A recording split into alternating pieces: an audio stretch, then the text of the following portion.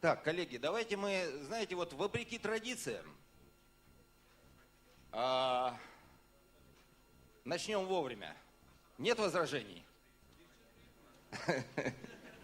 Нет, ну вот без этих традиционных 30 минут ожидания, да, пока все подойдут окончательно. Есть такое неожиданное предложение. Потому что у нас программа такая насыщенная, интересная, хорошая, но чтобы вот у нас там в полной мере все это получилось. Миш, там крикни кому-нибудь. Мартин.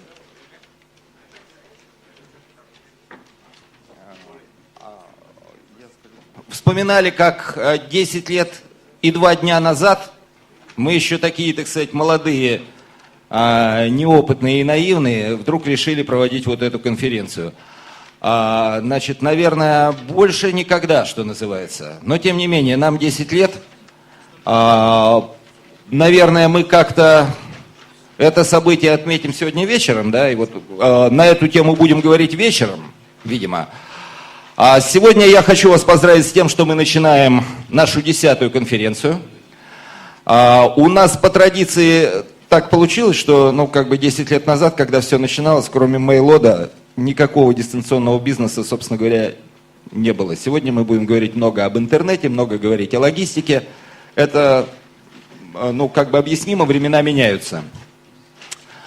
У нас, давайте начнем, наверное, с того, что я вам представлю нашего первого докладчика.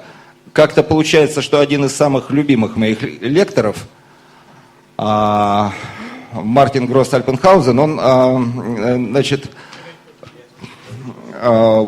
получается так, что вот приезжает в Москву каждый раз, не знаю, на несколько часов. Сегодня опять получилось так же. Поэтому он у нас выступает первым. Я являюсь большим поклонником его таланта и думаю, что если в зале есть не поклонники, это те, кто ни разу не слышал его выступления. Сейчас, число поклонников вырастет. Хорошо, я тогда представляю слово Мартину. Можно, Влад, там презентацию, да, вот эту зарядить? Thank you. Good morning, everybody. I hope that you can understand and follow when I'm talking English, because right now when I tried my own translation device, it didn't work. So if you do not get anything I'm saying, then please give me a sign so that they can fix it, because it would be bad if I try to explain you something and you don't get it. So that's why I'm here. Yes. As Alexander said, I'm only here for a couple of hours. There was some mismanagement for the date, so I apologize if I have to run shortly after the presentation. The second thing is that when you look at the program schedule, it says that I'm going to talk about European companies with interest in Russia. And I know that you are all in Russia, and you know how well or not well German companies are doing, at least German companies are doing in Russia. And of course, there's always a slight interest, but doing business in Russia is not that easy, and I think you need good partners. So I can't really talk about the interest of European and German companies in Russia. And what I've been talking about with Zafer Toka, for instance, from McNee, was that I talk about what is important and what are the challenges we are facing in Western Europe, but you are going to face rather sooner than later in Russia too. And what is a little bit uncomfortable for me is that I have to stand here, but I try to just walk around a little bit with this mic here. So I'm talking about the challenges, and some of the challenges are companies like QPVIP, and I think that this afternoon you're going to hear something from Oscar Hartmann, who has been founder of the company. And the business model of QPVIP has been one that has been challenging the German mail order companies and the German e-commerce companies in general pretty much. And right now in Germany we are going to have about sooner or later something like 300, 400 million euros in business coming from those companies. We see that the major players in Germany have been bought by eBay and by Amazon. But still it is a new kind of e-commerce that we are seeing, which rather is detrimental to many of the ways traditional mail order companies are doing their business. And I will talk about this later a little bit. There are other things happening here. Okay, this is Shop Deluxe, which is by Otto Group. Like all those couponing services, and you have many of them in Russia too, as I've seen, and I've just shown some of them. And what you see is that everybody is talking right about those big discounts here. And in Germany, we see that in Germany alone, Groupon has handed out discounts for about 200 million euros last year. And if you look at what Groupon is valued at when they thought about an IPO or selling it to Google, you see that there is a very, very big interest in these kinds of services. However, from a mail order standpoint, this means that Groupon and Kupibonus and other companies in this area, what they are doing is simply building up lists of people who are shopping for discounts. So if you, as a mail order company, would try to work with these guys here, you would get lots of new customers who are only interested in getting things at discounts. So this is you can use these systems, and people are trying in Germany for getting e-commerce customers, for instance. However, nobody actually knows how they will perform later on, and this is something you have to keep in mind, because it is a completely different model of thinking and a completely different ecosystem for the e-commerce business in the future. So what I'm talking about today is something about things that might scare you, and of course you should be scared, because these guys are going to stay. It's not that this is going to be a short hype. What we see is that people are right now very, very keen to shop for the best prices, and if you don't match the best prices in the market, you will lose business, definitely. So in the next couple of minutes, I will talk about what have been the basics of doing mail order in Germany for 50, 60, 70 years, and how this has changed in a couple of 10 to 15 years. And about this very, very important concept of proximity I'm talking about, because we have to understand that proximity is changing right now. The idea of how close we can get to our customers is very different today than it was even 5 years ago. So let's get started. If you look at how people get from their first interest to a product, then this has been changing among the age groups very much. This is a recent study by ATG, which is a software provider in the US, and he has been asking people how they come from an idea that they might need something to the actual product. And what you see here is two interesting points. One is that if you look at catalogs, it's only the age group of 55 plus that really has a certain interest in the catalogs any longer. All the others do not use it as a major means of getting to the product any longer. However, catalogs are important still in order to raise interest, but it's not the preferred way to actually get to the product and order. On the other hand, the second thing is the youngest age group. They are the ones and the only ones who really actually use those social networks. However, if you look at that these are the customers of the future, they are going to heavily rely on Twitter, on Facebook, and all these other things that we were talking today about, like social media, but also mobile media and other things. So if you look at search engines, which are right in the top, you see that even the older ones at 55 plus use search engines heavily. They use email. They still use print ads, but it's if you see that they are the last group that uses and deeply relies on catalogs. Keep that in mind when you talk about whom you're going to address and by which media you're going to address these people. So old school mail order, maybe many people of you are familiar with this, had certain ways of optimizing the business. This was a recency, frequency, monetary scoring. Then we have modelings where we look at certain socio-demographic data and others in order to form target groups and then send out our catalogs. When we entered in the e-commerce business, then we had search engine marketing and, of course, search engine optimization. And why we still talk about targeting, this is a completely different thing. And often people are talking about mail order and multi-channel business. But multi-channel is in a way, it's not true that you can easily just say, okay, I have a catalog and I have an e-commerce system, because it's working very differently. I'm going to talk about this a little bit later. And I guess you will have other presentations in the next 2 days we're going to talk about how to make use of Yandex and Google and things like this, and how to really use it for your business. And you will see that this needs, that as a company you are challenged to change the way you do business, from the way you buy things to the way you respond to customer queries, and to the way actually you market. All of this, however, is traditional targeting. And there are old school rules of engagement that you know. That is, for instance, for acquisition, you usually take brand-oriented merchandise, and you take price points that are very low.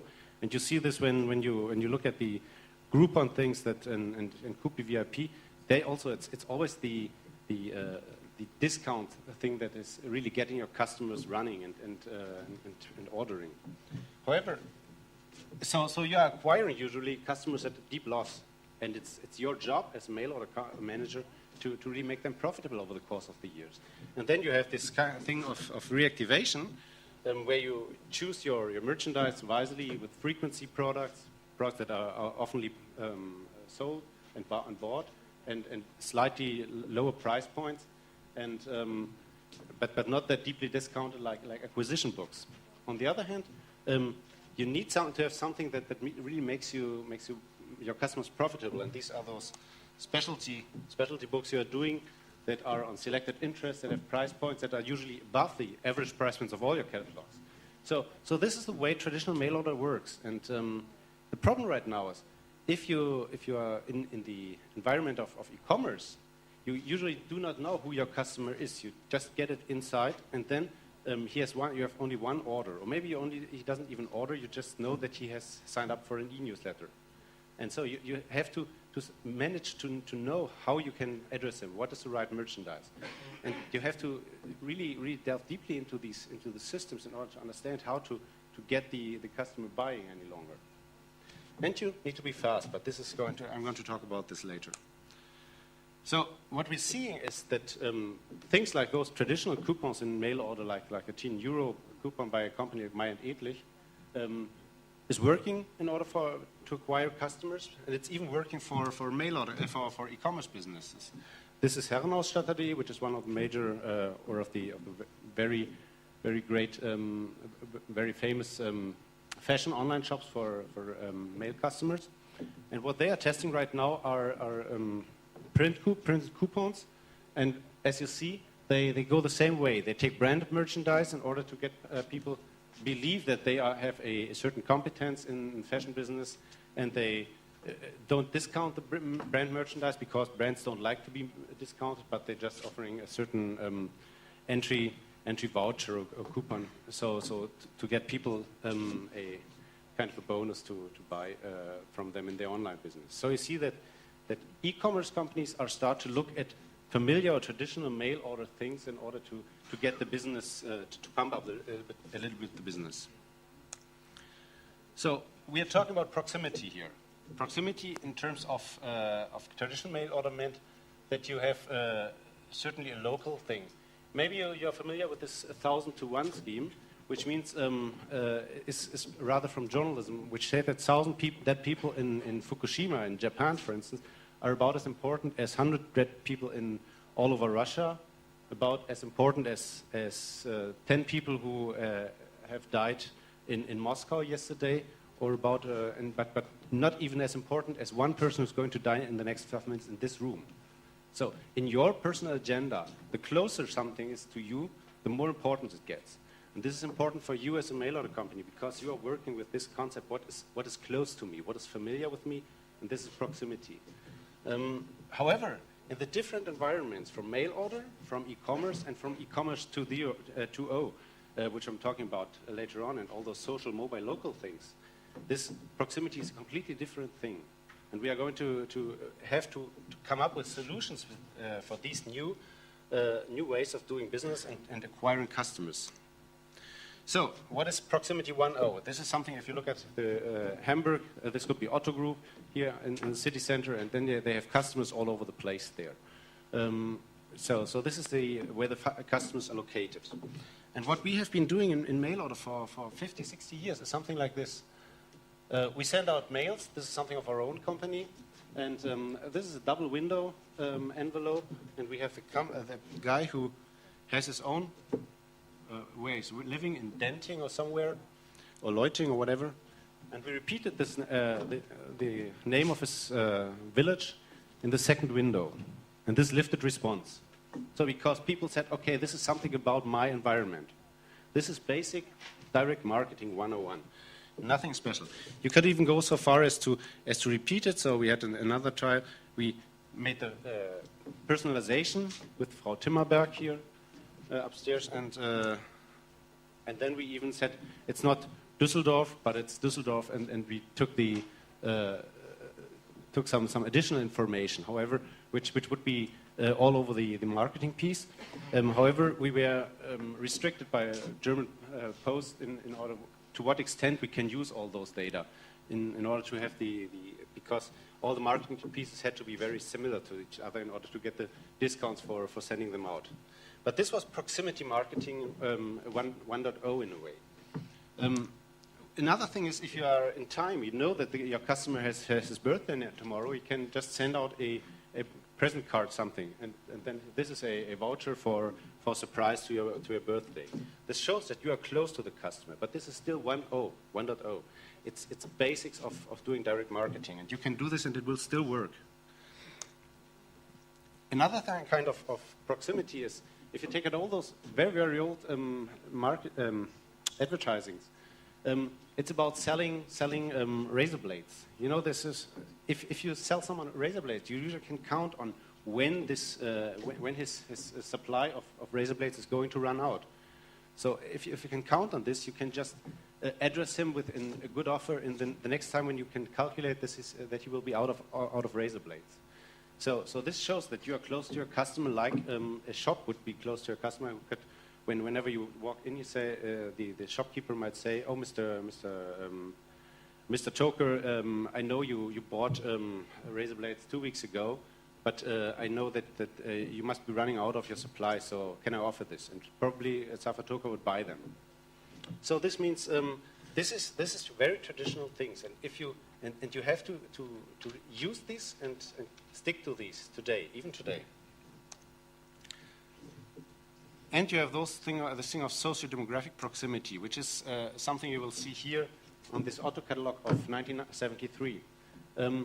Cataloging and even the photography is much about the proximity. So it's about which model you choose, about even the hair colors. You can do lots of testing here, about the posing, about the surroundings. Where do you take this photo? If it's on scenery and location.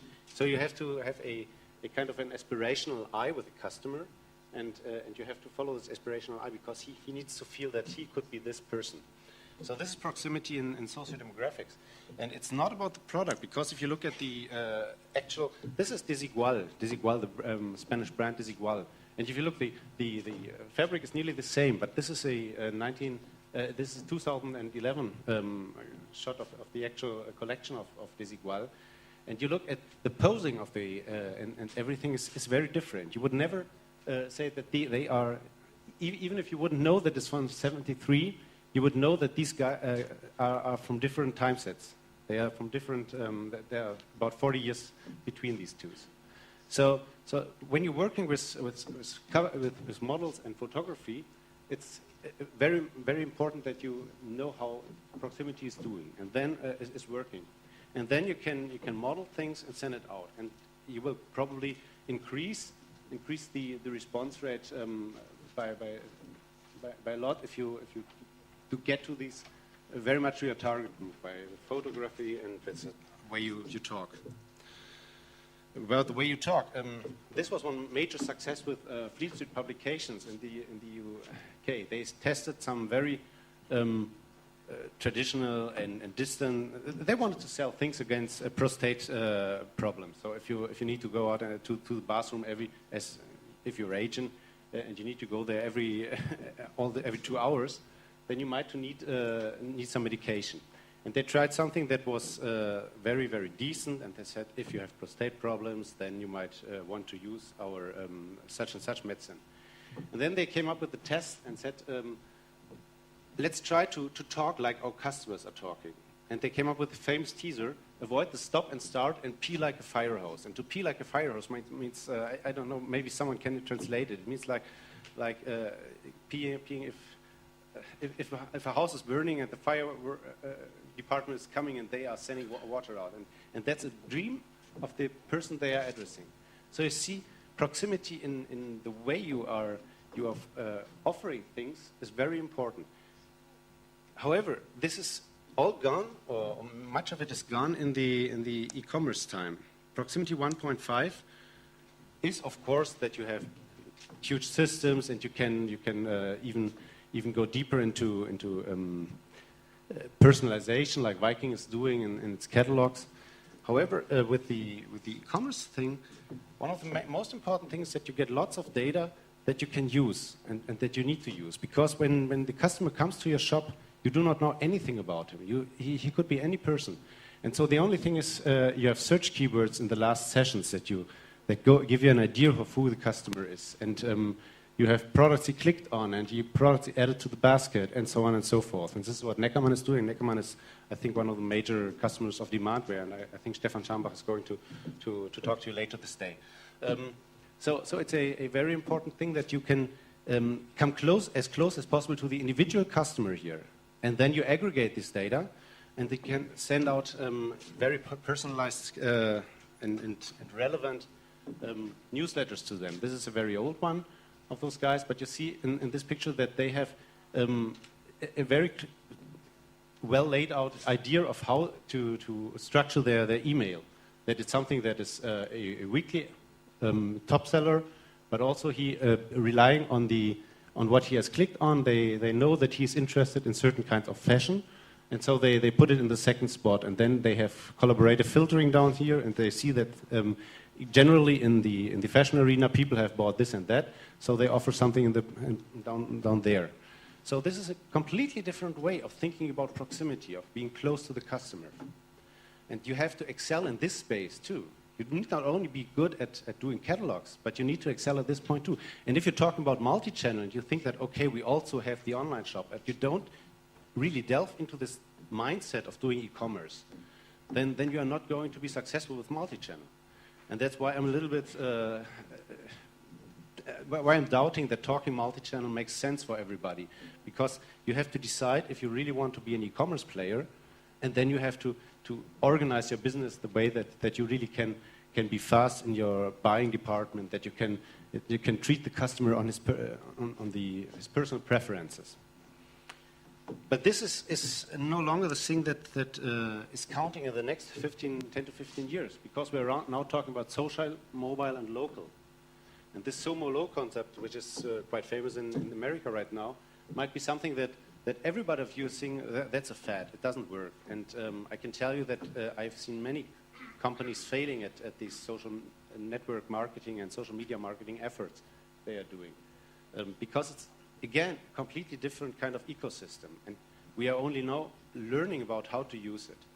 But I would encourage you to think that the age group of the 18 to 34 years old, your customers of tomorrow, are really deeply into these mobile things, for instance. Everybody who has kids in Western Europe knows what I'm talking about.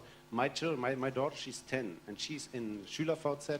She has a mobile phone, she's chatting, she's sending out SMS at chance, and this is really something a 10-year-old is doing. So this is their environment. And if you want to be close to your customer here, you have to make sense of this proximity to zero 2.0 concepts. So what am I talking about? If, for instance, target marketing was on the propensity to buy, so right now with social media we're talking about tribes and not target groups. For mail order companies and even e-commerce companies, knowing how the target group stuck together in itself, the individual person, how it was related to the person next to them, was completely not important, because the only thing that interests us are things like RFM, things like those purchase data and maybe the socio-demographics. But we actually are not interested in to know if our customer A is somewhat related or in a friend of customer B. We don't need this data. We need it in times for referral marketing, maybe, but mostly it's not something that interests us. However, for the young guys today, this is very, very important. They organize in kinds of tribes, and it's very easy or a very interesting idea of being able to reach those tribes or the social graph, you're talking about the social graph, of those new customers of tomorrow. However, how are you going to do this, and what is the effort? What's the worth of the effort? Because tribes are based on the propensity to share and not on the propensity to buy. So whenever you address those tribes, it's not that you can address customers. First of all, you address some friends, and it's very difficult to monetize those guys.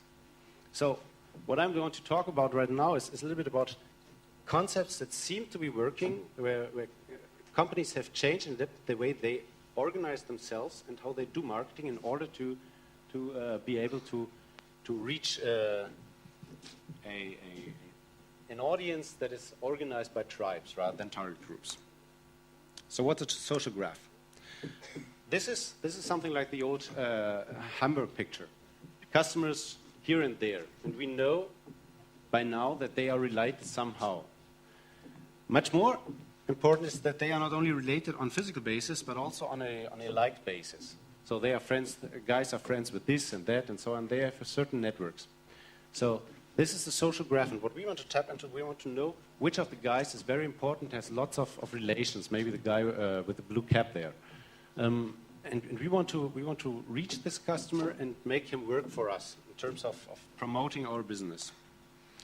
And the easy way, what everybody thought was a clever way to do was taking companies like Brand Intel or TNS Symphony, Blockpulse, JD Power, and others, who would just go into Twitter or Facebook and just look at people who have many things to say and have a large network and large social graph, and you would try to address them.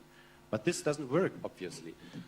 It's a good way to know what they are talking about, but it's not a good way to really make people buy, because you can't simply put direct marketing to those opinion leaders.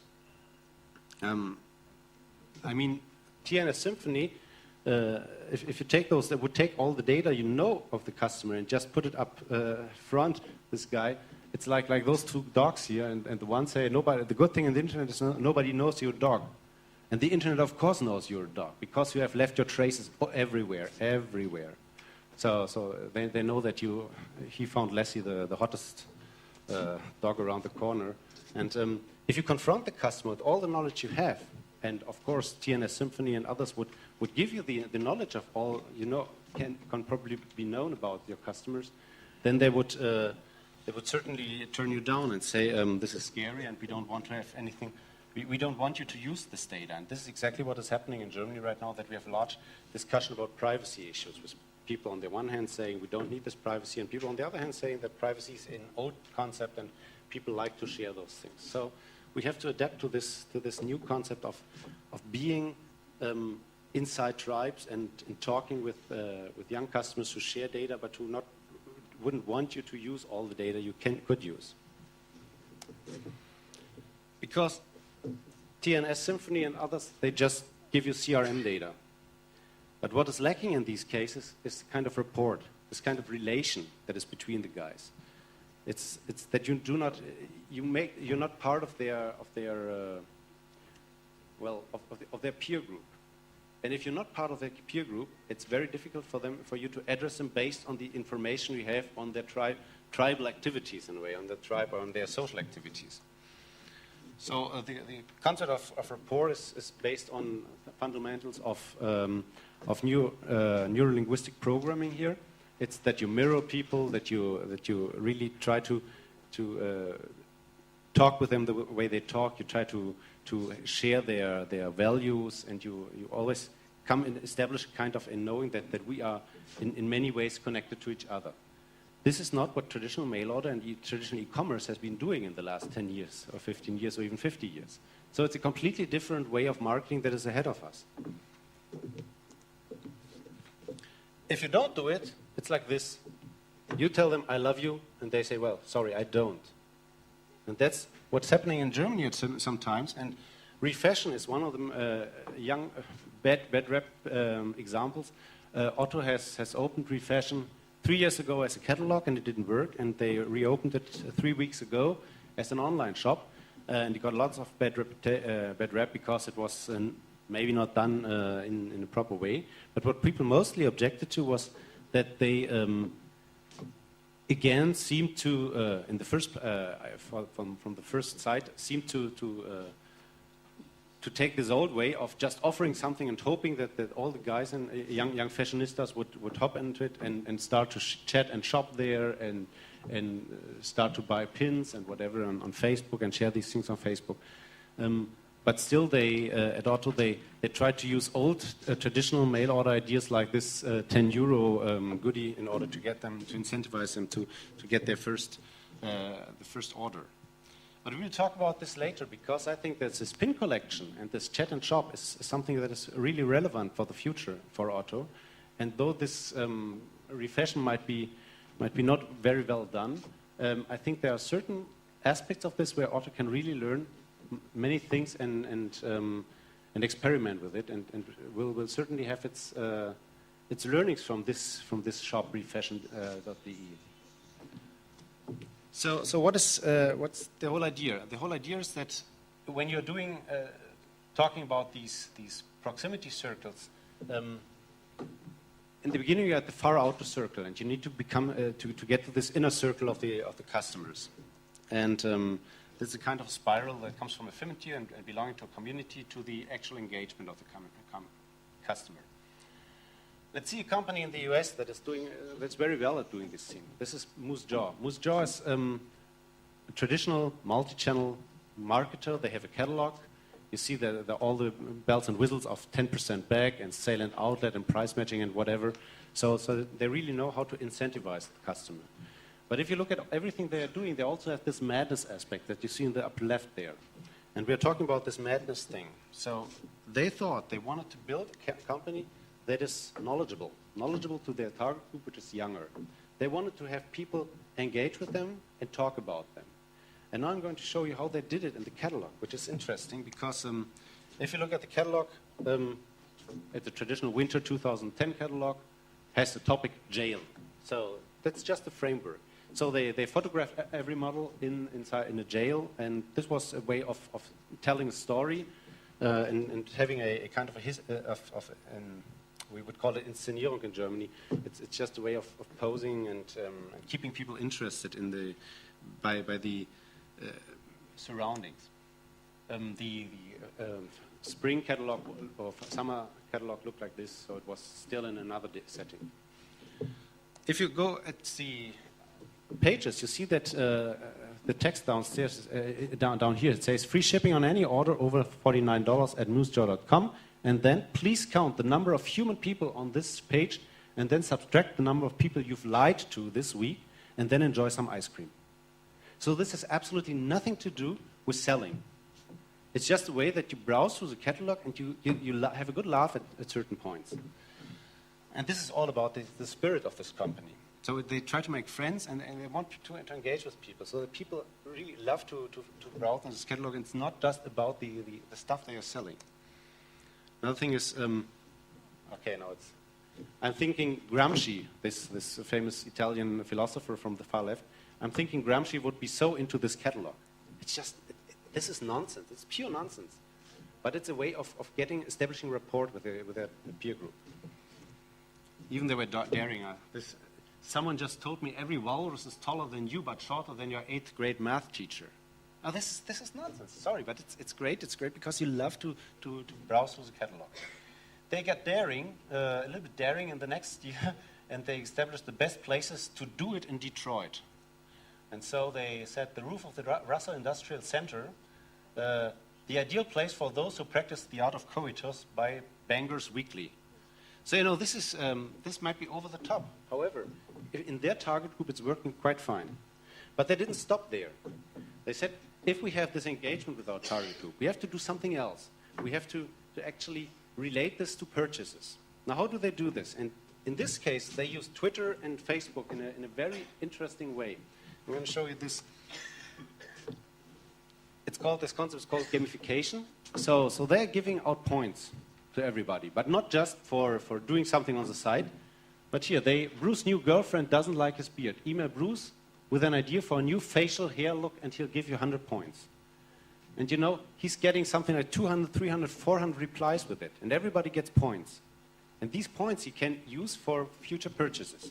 Now you might think that this is something that gets fat later on and nobody wants to use it. But if you look at it, what's happening at Facebook, something like this. Joshua Harris is writing here, I want to buy some things, but I haven't got it, and so on and so forth.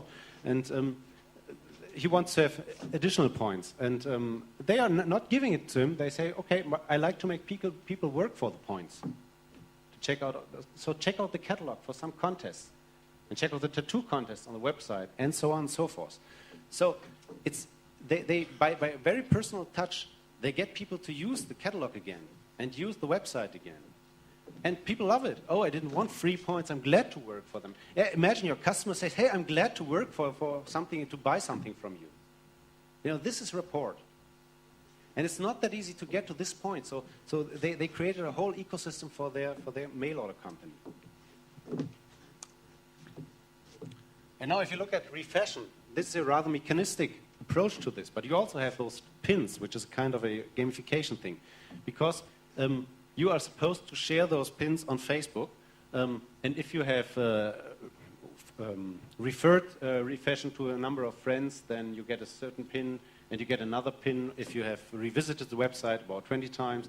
And for buying, you get another pin, and so on. So you have a scheme of about 25, 30, 40 different pins. And the whole idea is that people might want to get those pins, because this is like kind of a badge that you can that gives you credibility and honor and whatever. Your famous 5 minutes. The problem, however, is that if people don't understand, don't think that it is really worth having those pins by buying from Refashion, it doesn't work.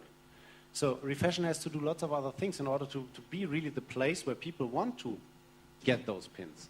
It's not that easy to have a scheme, but you have to have the whole ecosystem in place. Someone who also tries a lot of things is Gap here on Facebook. And what they did is a small app there. I hope this is starting right now. Maybe I have to put it here. Where you can just mix and match the things you want to wear. And then you can, of course, just take those styles you have created and say you like them, and all your friends can see this. It's just a way of engaging the customer and giving him a reason to just share what you have, because it's no longer that you just simply give him something and say that's what we have and just share it please for us, but he can co-create something, he can co-create a style. And this is in an environment where people are trying to be creative and to share the things they create, then Facebook is a place to have those apps. And they try something else, those style tips here.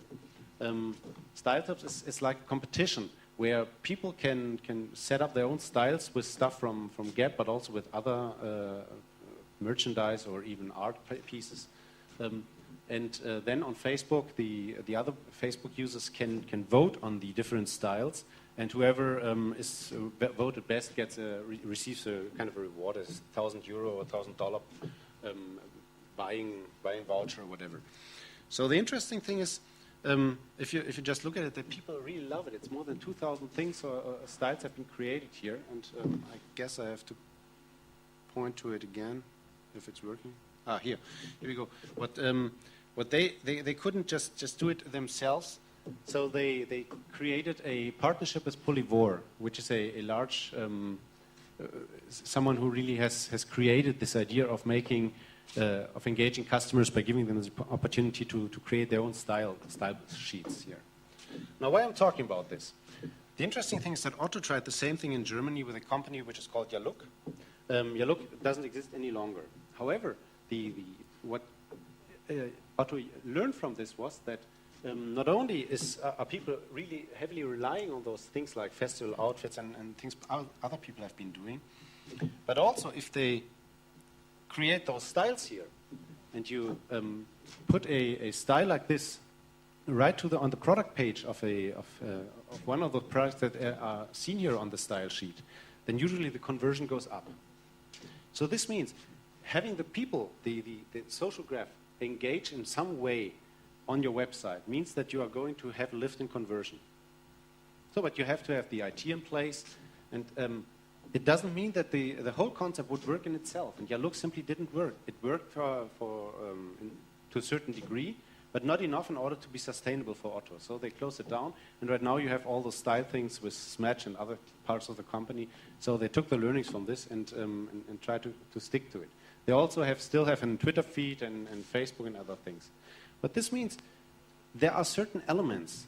But later on, you cannot simply rely on these things. Later on, there is this traditional mail order thinking that has to kick in, and you have to work hard to make this viable for a commerce business. So Best Buy did this in a very decent way because they created this idea gifter, which I like personally. So because what they understood is that it's not about simply showing what they have, but engaging the people. And so if you are on a Facebook page at the idea gifter in the Christmas season, they would you allow them to make use of all your personal friends on Facebook. And then you go into this app, and you can tap in one letter, like J, and they're showing lots of different friends of mine on Facebook, and I can just choose the one whom I want to give a certain gift. I can either just propose it to him, or I can even buy it from this app. So it's a very different way of doing business right here, but it's a way of being very, very close to the ones who like me, who might be my potential customers of the future.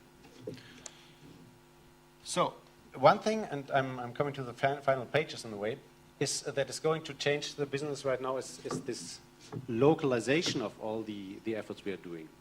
And we have this with Facebook Places, and also we have this with companies like Foursquare or Googella. And I know there's a big headache all over the place to know how are we going to make this work if we do not have, if we are mail order people and we do not have those physical stores out there. However, I think there are certain ways to do it, and I will show you how you can do it. Foursquare or Googella are in the first place interesting because you can see if you have customers who shop from you and you know what they're doing, you can see lots of things they too also like. If you have this Michael here, you can even see their top spots. That he's obviously he's an Apple fanboy because he has 6 check-ins at an Apple store in Melania, which is Florida, and 5 checks in an Apple store in the Florida Mall. So he obviously likes Apple products, and this gives you lots of insights into how this customer is working. You simply can use this in a very, very soft way. Just to better understand your customer. However, this is nothing that would work in mail order. What I found is a company that is called Scavenger in the US, and what they did is clicked with me because, you know, in mail order we have for years done scavenger hunts in catalogs. You know what a scavenger hunt is? You just have some hints on certain product pages, and you can just collect there some rewards, some points, and so on. In the end, you have the final word, and it's kind of a contest. What Scavenger is doing is that they do not simply give you rewards for being at a place, but they make you work in a way. They make you work so you can get rankings, but you also can, next picture here, you have challenges.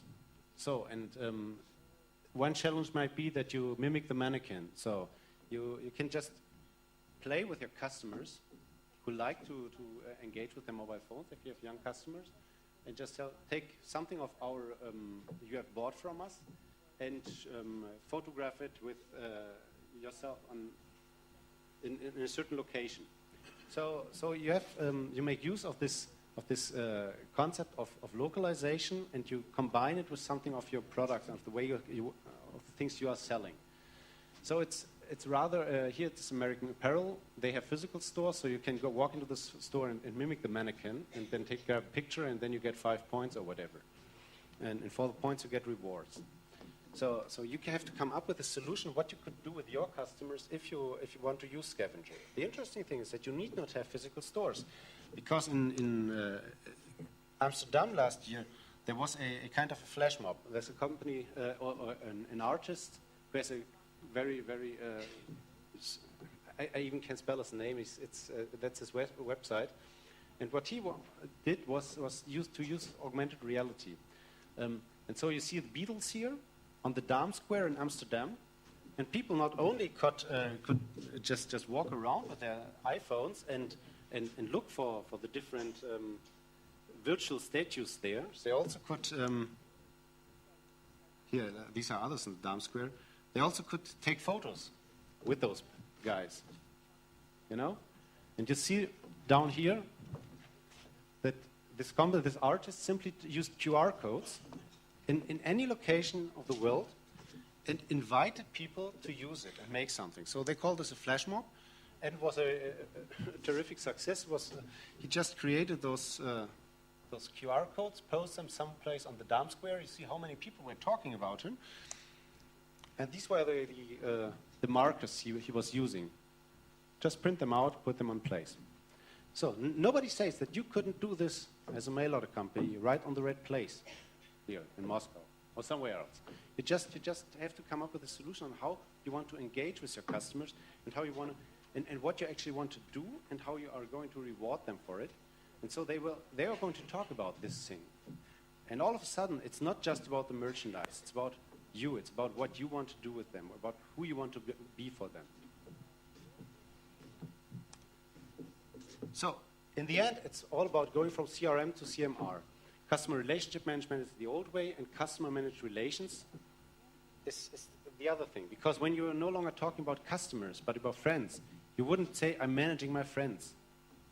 I have a relation with my friends, and my friends, that's a very dynamic thing of working together on a relationship.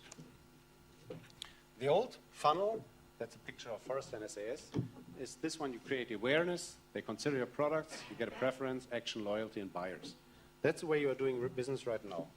But with those proximity to O concepts, you have so many different ways of how people can actually interact with you, that you may not only look at the buyers, you might also look at very different kinds of actions they're doing on your site, and maybe in the end they're only contributors to your site. But still they have value for you. Value you couldn't detect in your traditional mail order environment, but you can detect it in a 2.0 environment. So here is what you need to do. It's just a kind of coming up with an activity-based marketing. You have to monitor what your customers are doing on your website, and then always answer with another action. And one company that is doing this is BOL.com in the Netherlands, and they have about 40 to 50 to 60,000 different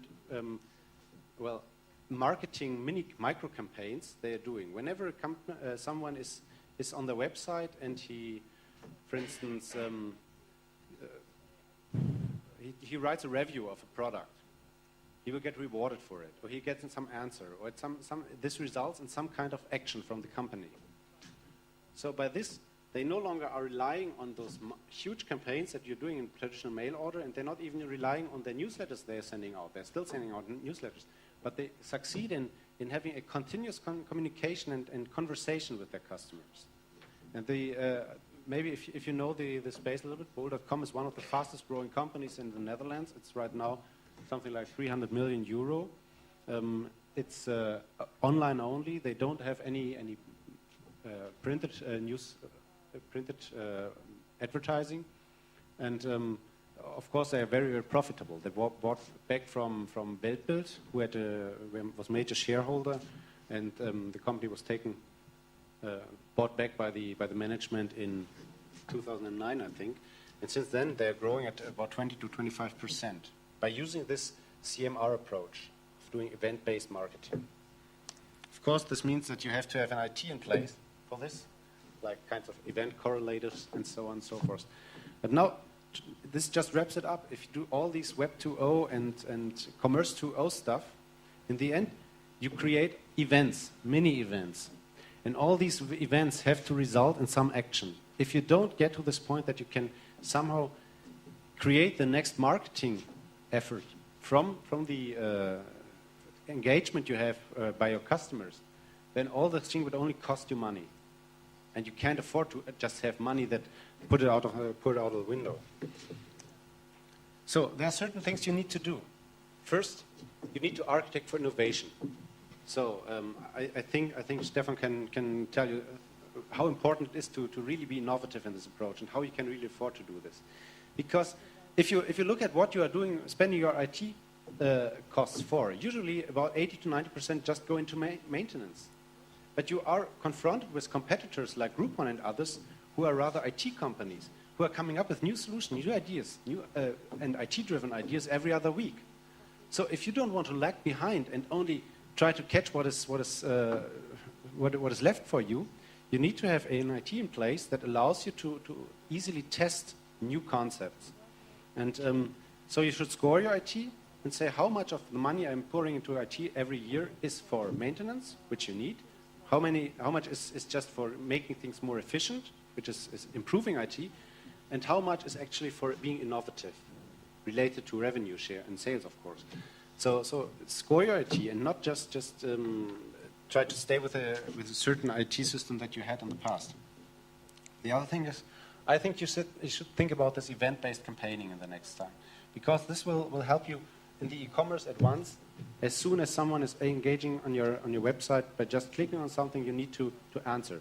And I was really surprised to learn that it is so difficult for Otto to have kind of how do you call this, abandoned cart emails. So if someone just doesn't finish his purchase and leaves some products in his cart on the website, usually you should email him after a certain time, maybe 24 hours. But they simply don't do it. So this means they are losing money. They're leaving money on the table. So you need to be shrewd and implement concepts of this event-based campaigning. The next thing is that you need to set up involvement schemes, but they should be related to purchase. It's not just about talking with your customers and being friends. It's about having customers that actually buy. So this is something you have to understand conceptually, and you have to have a plan in mind. Like Moose Jaw has been creating a company around this concept of engagement. Then conquer the mobile space, because this is where the young people are going to be. Your customers of tomorrow, they are going to use this. And we have a study of Hybris, which is another software company, and the e-commerce center for retailers at the University of Cologne. And they have seen that among the early adopters of smartphones, much of the about 25 to 33%, every third purchase in physical stores, for instance, is triggered by mobile usage. So if you don't want to lose those guys to physical stores, then you should have something in mind how to really make use of mobile phones in the next at least 5 years.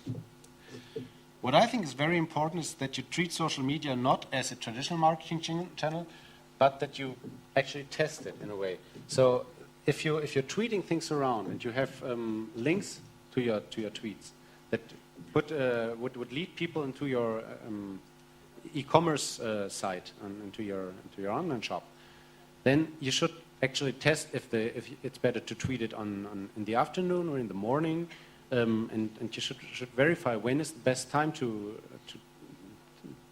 talk about merchandise, when is the best time to talk about something completely different, because in the end you need to optimize everything. So yes, it's a different thing, but on the other hand, still certain concepts of direct marketing like testing apply. So don't forget everything you have learned in the past. So it's TOD means time of day, DOW means day of week. So you really have to talk differently, but still have the mindset of a direct marketer inside your head. Whenever you have a new customer in your shop, one of the things that is going to be important for you is just that you score for his personal media affinity. In Germany, we have the first companies that allow you to badge customers, new customers you have bought on the internet, and overnight they give you a score that tell you these customers are probably responding to catalogs or a print-related offer. These customers are rather have propensity to buy from you if you challenge them by email, and these are guys who are in an age group or in a social demographic cluster that will respond to mobile things. So you need to be fast. You can buy this, you can install it on your PC, and you can have it run by your own IT department or your database marketer. But it gives you a chance to take every 24 hours, really cluster your customers, your new customers, into different time sets, and so get more more response on the different efforts you are doing. So because you're not over mailing or under mailing customers later on. One thing that I think you should keep in mind is that success with investors does not equal success in retail. So if everybody's running wild about Groupon and things, this doesn't mean that it's actually helping any retailer to gain money from it. So, and I see that many retailers do not succeed in getting customers that would come a second time to them if they are not incentivized again by 50% or 70% rebates or discount voucher. So if you're the darling of the investment guys, this doesn't mean that in the end, as a retailer, you might see some benefits from it. So just take a look at it and think about how you could make sense of this thing for you personally. And one thing that is really important for me is that in the past we have been talking about this 40-40-20 rule, which means that 40% is the offer, 40% is the target group, and 20% is the actual way of how you conceive of your marketing piece. I think that's no longer true because you can't be those 70% discount prices at shopping clubs and Groupon and whatever. So the offer wouldn't help you to distinguish yourself, and not the price. But the only thing that you need to create is a kind of a unique product offering. If you are the only one who can really offer this kind of garment or certain kinds of or importing certain kind of electrical goods from Asia, then you might have a chance because you differentiate yourself by the product. So think about it. Since 2002, we have added e-commerce, we have added social media, we have added mobile, we have added web TV, we have added so many new ways of reaching out to our customers. But the loyalty of the customer has not increased since this time.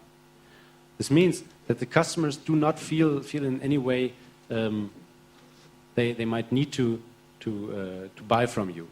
They have priced machines, they have price comparison engines and whatever. So the only thing is that you need to be knowledgeable for the product assortment you have, and you need to be the main and most important source for good products at good prices. So this gets you back to the 20%. All of the things that are only marketing are not going to help you if you are not good at the basics, which is mostly product and of course the offering. But think about it, the product will be king in the next years too. So that's been it. The most important thing for me is that you know that being friends with your customers is one thing, but if you don't find a way to monetize them, then you're going to be out of business in the next time. So keep to what you know of mail ordering, of e-commerce, and then try to come up with a solution for all these new kinds of proximity 2.0, what I'm talking about. That's been it, and I thank you for your attention. If you have any questions, comments, or even objections, I'm happy to hear them, and I'm happy to answer them. Thank you very much.